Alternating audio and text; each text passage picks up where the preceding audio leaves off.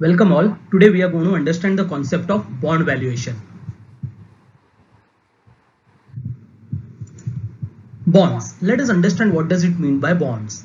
Bonds or debentures are debt instrument issued by corporation or governments to raise funds. So whenever corporation or governments is in need of funds, they can raise bonds or debentures. When it comes to bonds and debentures, normally in accounting, we use bonds and debentures interchangeably. But there is a difference between the two terms bonds and debentures. Let us understand what the differences are. So differences between bonds and debentures.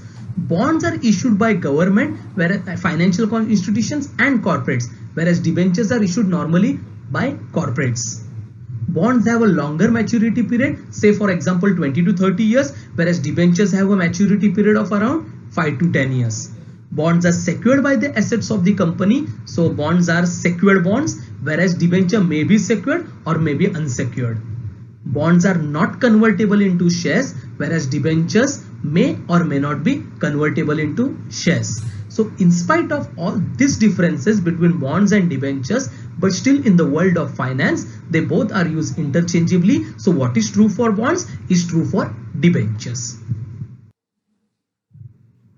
Now let us understand what bond market means. Bond market is basically divided into two parts, primary bond market and secondary bond market. So primary bond market is a place where the bond is first issued to the public. So any corporations or government organization or financial institution, whenever they want to raise money from the public, they first issues the bond, and that market is called as primary market. The transactions are strictly between the bond issuer and the bond buyer. So it is frequently referred to as new issue market. But when it comes to secondary market is a market where bonds are traded. That is, after they are issued in the primary market, the bonds are traded on the secondary market. So whoever wants to sell that bonds and want to encash that bonds can do it in the secondary market. So secondary market purpose is to provide liquidity to the bond holder. So secondary market में bonds are sold from one bond holder to another bond holder.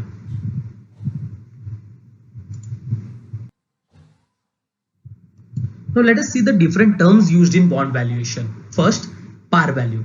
The principal or the face value of the bond is called as the par value. Now any interest that is paid on this bond is always paid on the par value, that is the face value of the bond. Coupon rate. Every bond comes with a coupon rate. The annual interest rate paid by the issuer is called as the coupon rate of that bond. Coupon payments. The regular interest payment received by the buyer is called as coupon payment. Now let us understand this with the help of an example. A face value of 1000 rupees face value bond with 8% coupon rate will make coupon payments of rupees 80 regularly to the bond holders up to the date of maturity. Now maturity period. Every bond comes with an expiration date on which the final coupon payment and the principal value is paid by the issuer to the bond holder. So the date mentioned on the bond is called as the maturity period of that bond. Redeemable value. The value paid to the bond holder at the time of its maturity is called as the redeemable value of that bond. Now, the redeemable value can be more than the face value, or it can be the face value of that bond. If it is the face value of that bond, it is called as the par value. If it is more than the face value, it is called as redeemable at premium. Market value. The value at which the bond is currently traded in the secondary market is called as the market value or the market price of that bond. So bond may be traded currently at a premium or it may be traded at discount. Now there are three other concepts that we are going to see in further slides. They are intrinsic value, current yield, and yield to maturity. The first concept that we are going to learn is intrinsic value. Now when we say intrinsic value, it is the theoretical fair value of a particular bond. It is the present value of all future cash flows of the bond. Now bond involves a future series of payments in the way of regular coupon payments and maturity value. When all these future cash flows are discounted with a required rate of return, we will be arriving at the present value. That present value is called as the intrinsic value of the bond. Now let us see that with the help of an example. So a bond whose par value is rupees 1000 bears a coupon rate of 14%, matures after 5 years. The required rate of return on this bond is 13%. Calculate the value of the bond. Now here the face value is 1000, coupon rate is 14%. That means coupon payment is 1000 into 14%. So 140 rupees is the regular coupon payment that we are going to receive on this bond for 5 years. The required rate of return on this bond is 13%. Now this is the discounting rate that we are going to use for calculation of present value. Calculate the value of the bond. When they say value of the bond, it means the intrinsic value of the bond. Let us see how to calculate this with the help of a table. So I have plotted the information on a table. The table has 4 columns: years, cash inflow, present value factor at 13%, and present value of cash inflow. Now in the column of years, the year 5 is repeated twice. Now why it is repeated? The reason being, in the 5th year we are going to get 140 rupees, that is the coupon payment, as well as the maturity value of 1000 is going to be received in that year. So 140 rupees we are going to receive for 5 years and 1000 rupees we are going to receive at the end of 5th year. This column is 13% discounting factor column, and multiplying cash inflows with 13% discounting rate, we will be getting present value of cash inflows, and totaling this present value of cash inflows, we will be getting the intrinsic value, that is the value of the bond, which in this case is 1035.38. Now the same can be viewed with the help of formula method. So now we are going to use formula for calculation of value of bond. I have plotted the information on a timeline. So this timeline says that today is 0 period. So present value at the 0 period, that's what we have to calculate. First year, second year, third year, fourth year, and 5th year, we are going to get a regular payment of 140 rupees till 5th year, and in the 5th year an additional payment of 1000 rupees, that is the maturity value that we are going to get at the expiry of maturity period. Now there is no direct formula for calculation of value of bond. So we are going to make use of 2 different formulas for arriving at value of bond. Let us see which formulas we are going to use. So value of bond can be arrived with 2 different formulas. One is present value of an annuities, plus we are going to add it with present value of single cash flow. Now present value of annuity. Now we can look at the timeline. 140 rupees we are going to receive after fixed intervals. So this is a regular payment we are receiving for fixed intervals. So this qualifies for an annuity, and we have to calculate the present value of this, and hence the first formula that we are going to use is present value of annuity, plus 1000 rupees that we are going to receive at the end of 5th year is the single receipts at the end of 5th year. So here we are going to calculate the present value of this 1000 with the formula present value of a single cash flow. Now let us look at how these 2 formulas are to be used to calculate the value of bond. So formula for annuity. So present value of annuity ka formula is PMT. PMT is a regular payment, which in this case is 140 rupees, bracket 1 minus 1 upon 1 plus R the whole raised to n upon R, where R in this case is the discounting rate, that is 13%, and n is 5 years. So substituting the values, I arrive at the answer to be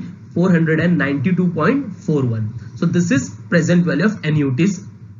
And the next formula that we are going to use is present value of single cash flow. So this is equals to future value upon 1 plus R the whole raised to n. Substituting the future value as 1000 and rate and number of years, we will be getting the answer as 542.76. So totaling this, we will be getting the intrinsic value as 1035.1317, which is the same as we have got as with the table method. Now this may looks a bit complicated, this formula method, but students, when it comes to annuities, when it comes to coupon payments where interest are calculated semi-annually, or their interest are compounded quarterly, or interest are compounded monthly, at that time plotting it on a table becomes a tedious task.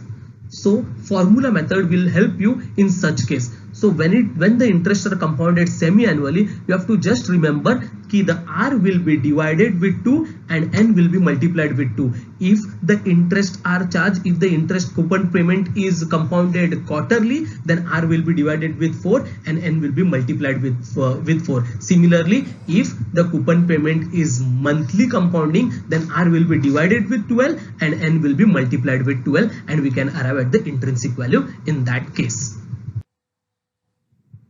The next concept that we are going to do is current yield. Yield refers to the annual return on the bond. So now the question arises, if yield refers to the annual return of the bond, then is it different from the coupon rate? So that is the question that needs to answer first. So when it comes to coupon rate of the bond, it is fixed and it is based on the face value. As we have seen, coupon rate is always calculated on the face value. But when it comes to yield of the bond, it is based on the market price, and market price fluctuates continuously. Now, why market price fluctuates continuously? Let us look on to the factors which determine the market price. So, changes in the interest rate in economy. Now, as we have seen, the monetary policies of the RBI changes with changing times, and hence there is a change in interest rate in the economy. The interest rate that was available 2 years back on deposits, now the same interest rate is not been paid, it is lowered. Okay, so interest rate keeps on changing in the economy. Similarly, the demand for the instruments changes, the time that instrument have till maturity, and the credit quality of that particular bonds determines the market price of that bonds. So since this factor changes continuously, the market price of the bonds changes continuously, and because of that the bonds are either traded at premium or discount. So when the bonds price market price change, the bond yield keeps on changing. So this is it is clear from this slide is that bonds coupon rate is fixed, whereas bond yield keeps on fluctuating. Let us look how to calculate bond yield with the help of an example. So let's say a bond's face value is rupees 1000, on which an investor can earn 5%.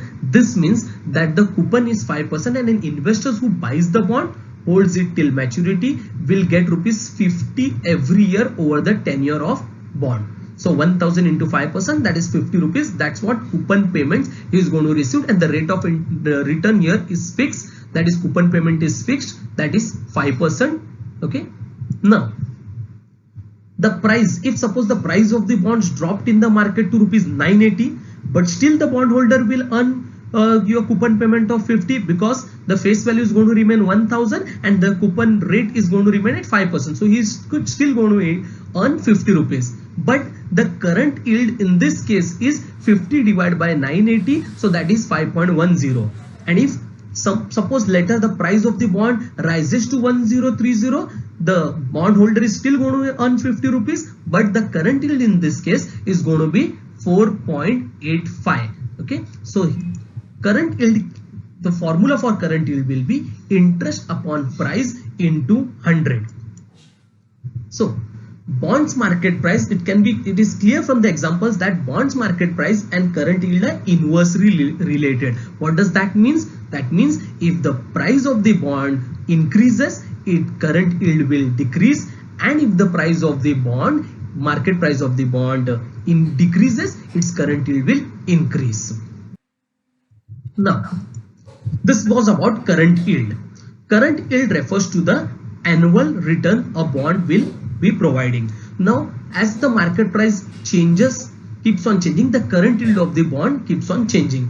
So now one is interested in knowing how much the bond is going to yield throughout the life of the bond. So the next concept is yield to maturity. So yield to maturity is an answer where we would be finding out how much the bond will be yielding till its maturity period. So yield to maturity reflects the total return an investor receives by holding the bond from the date of purchase till its maturity.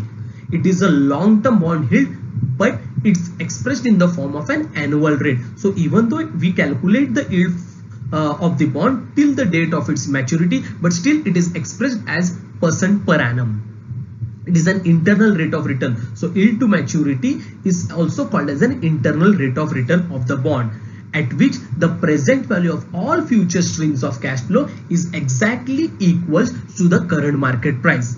In other words, if the future cash flows of interest and maturity value are discounted using this rate, that is yield to maturity, then the present value of such cash flows will be equal to market price. Now what does this mean? Let us understand it with the help of an example. So a bond with a face value of rupees 1000 bears a coupon rate of 8% and is redeemable after 4 years at rupees 1200. If the present market price of this bond is rupees 1050, then determine its yield to maturity. So here the face value is 1000 and the coupon rate is 8%. That means the regular coupon payment that we are going to get is 80 rupees for 4 years. After 4 years, the bond is going to be redeemed at 1200. So the redeemable bond value of the bond, or the maturity value of the bond, is 1200. The present market value of this bond is 1050 and we have to calculate yield to maturity. Now let us plot and understand what is yield to maturity on a timeline. So 0 period, that is we have to calculate the present value for 0 period 1, 2, 3, 4. So we are going to earn a coupon payments of 80 rupees for every year, and in the last year it is 80 coupon payment plus the redeemable value 1200. So in the last year we are going to receive 1280. Now what is yield to maturity? Let us understand. What we have to do, we have to calculate the present value at a certain discounting rate. Okay, so all these future values are to be brought to the present value with a certain discounting rate. So the discounting rate should be such that when it is applied to all these future cash flows, it should be equals to the market value at present, that is 1050. So now the question arises, what is that discount rate that is we are going to use for discounting this future cash flows? Now this rate that we are talking about is the yield to maturity. Now here we have to understand one thing. There is no specified formula for calculation of yield to maturity. So yield to maturity will be calculated, that means this discount rate will be calculated with the help of trial and error method. Now how does trial and error method works? So we are going to apply different discounting rates to this cash flows, to the series of cash flows, to arrive at 1050. Okay, so let us see which discounting rate we will be starting with. Now whenever we look, when we look at the question, the face value of the bond is 1000, the coupon rate is 8% and it is redeemable at 1200. So redeemable value is higher than the bond value, than the face value, and again we are going to receive 80 rupees. So that means here we can understand that the yield to maturity that we are talking about, that we have want to calculate, will be certainly higher than the coupon rate of 8% because of the valuation of the bond. So to start the trial with, we will be starting with a discount rate a little higher than 8%. So let's start to discount this cash inflows with a rate 10%. So let us try 10% as the rate. So this is trial and error and we are trying it with 10% as the rate. So calculating the intrinsic value, that is the present value at 10% discounting rate. So we have plotted the information on it in the table form.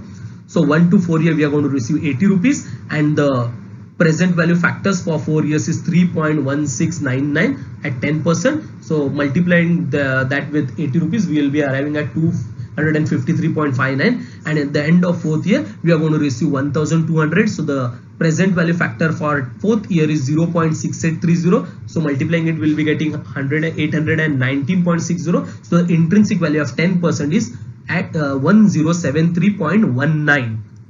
Now at 10% discount rate, we can see the intrinsic value is 1073.19, which is more than the market value of rupees 1050. So this is not our internal rate of return, that is this is not YTM. 10% is not YTM. The reason being, it is not matching with 1050.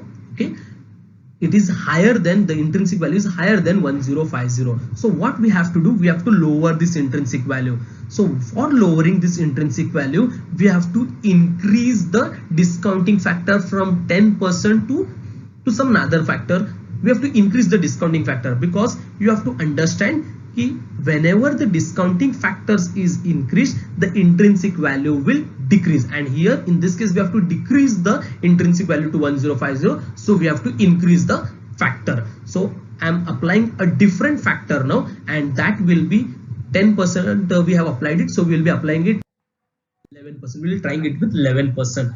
So this is second trial, we are trying it with 11%. So calculating the intrinsic value at 11% discounting rate. Now same information is plotted in the table. Here there is a mistake. This is not 10%, this is 11%. So but the factors are been taken at 11%. Even though column heading is 10%, the factors are 11%. So calculating all, the intrinsic value that we arrive at is 1038.68. Now at 11% in discounting rate, the intrinsic value is 103868, which is lower than the market value of 1050. So at 10% the intrinsic value was higher, at 11% the intrinsic value is lower. So that means we can arrive at the conclusion the yield to maturity, that is the discount rate, must lie between 10% and 11%. So this forms us the range of our yield to maturity. So we have now arrived at the range. The range is from 10% to 11%. Now we have to exactly calculate 10% to 11%. What is the exact rate of yield to maturity? And for doing this, we will be using a statistical interpolation method. So for calculating the exact rate, we will be using interpolation method. Now how does interpolation method works? Let us understand that first. Now at 10% the intrinsic value was 1073.19, and at 11% it was 1038.68. So difference between the two discount rate is 1%, and the difference between the intrinsic value is 34.51. So it is clear that the yield to maturity that we are about to find is 10% plus something. It is lower than 11%, but it is higher than 10%. So it is 10% plus something. Now what is that plus something? That is what we are here to calculate. So for that, we will be first calculating the difference from 10% factor, that is 1073.19, to the market value, that is 1050. So the difference between 10% intrinsic value to the market value is 23.19. That means 1073.19 is to be lowered by 23.19 to arrive at 1050. So let us use a simple cross multiplication to calculate that. Now this cross multiplication shows that 34.151, when the difference is 34.51, the discounting difference is 1%, but we want the difference to be 23.19. So for 23.19, what percentage it will be? So let us do the cross multiplication. So it is 0.67% for a difference to be 23.19. Hence we can declare that the yield to maturity is 10% plus 0.67. So the exact yield to maturity in this case is 10.67%. This is how your interpolation works after deciding the range. Now how to use this interpolation with the help of formula. So we have a formula for interpolation, but that can be only used after deciding the range, which in this case is 10% to 12%. So let us use the formula for calculation of YTM. YTM is equals to lower discount rate, which in this case is 10%, plus bracket में intrinsic value at lower discount rate minus market price upon intrinsic value of lower discount rate minus intrinsic value at higher discount rate, and the whole multiplied by higher discount rate minus lower discount rate. That is the difference between the range. Now substituting the values, we will be arriving at 10% plus this thing, and finally we will be getting YTM as 10% plus 0.67%. So the YTM with the help of formula also we can arrive at 10.67%. Okay. So this is all about bond valuation. I hope you have liked it. Show your love by pressing the like button and subscribe to my channel for some interesting accounting concepts. Thank you.